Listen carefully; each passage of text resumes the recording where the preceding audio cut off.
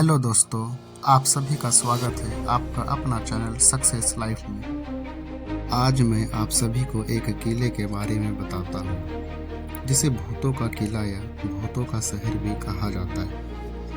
राजस्थान के जिले से करीब 80 किलोमीटर दूर अलवर जिले में स्थित भानगढ़ का किला लोगों के लिए हमेशा से कुतूहल का विषय रहा है। इस किले से कुछ किलोमीटर की दूरी पर ही सरिस्का नेशनल पार्क स्थित है।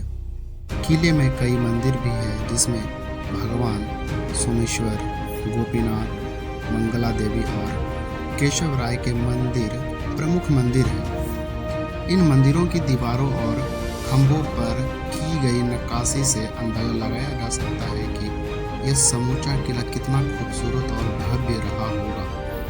भारतीय पुरातत्व विभाग द्वारा खुदाई से इस बात के पर्याप्त सबूत मिले हैं कि यह शहर एक प्राचीन ऐतिहासिक स्थल है। फिलहाल इस किले की देखरेख भारत सरकार द्वारा की जाती है।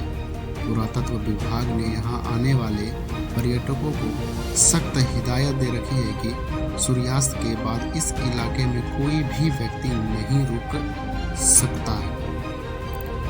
आखिर क्या है इस किले का इतिहास, आइए हम जानते हैं। भानगढ़ की कहानी रहस्यमयी और बड़ी ही रोचक है। 1573 में आमेर के राजा भगवंत दास ने भानगढ़ किले का निर्माण करवाया था। किला बसावट से 300 सालों बाद तक आबाद रहा। 16वीं शताब्दी में राजा स्वाई मान सिंह के छोटे भाई राजा भानगढ़ किले को अपना निवास बना लिया। ऐसा माना जाता है कि एक शराब के कारण भानगढ़ का किला, जो कि आज भूतों का किला बन गया। कहते हैं कि भानगढ़ की राजकुमारी रत्नावती बहुत खूबसूरत थी। उस समय राजकुमारी खूबसूरती की चर्चा पूरे राज्य में थी। कई राज्यों से रत्नावती के लिए विवाह के प्रस्ताव आ रहे थे। उसी दौरान वो एक किले से अपनी सखियों के साथ बाजार में निकली। बाजार में वह एक इत्र की दुकान पर पहुंची और इत्र को हाथ में लेकर उसकी खुशबू सूंघ रही थी।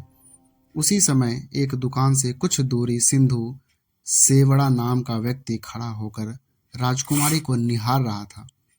सिंघिया उसी राज्य का रहने वाला था। कथित रूप से राजकुमारी के रूप को देख तांत्रिक मोहित हो गया था और राजकुमारी से प्रेम करने लग गया और राजकुमारी को हासिल करने के बारे में सोचने लगा। लेकिन रत्नावती ने कभी उसे पलटकर नहीं देखा।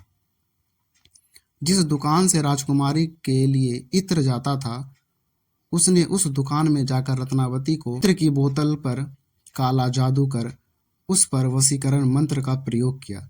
जब राजकुमारी को सच्चाई पता चल गई तो उसने इत्र की शीशी टूट गई और इत्र बिखर गया।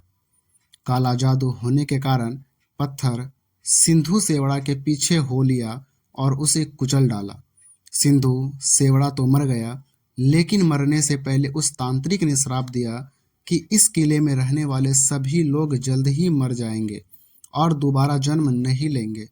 उनकी आत्मा इस किले में ही भटकती रहेगी।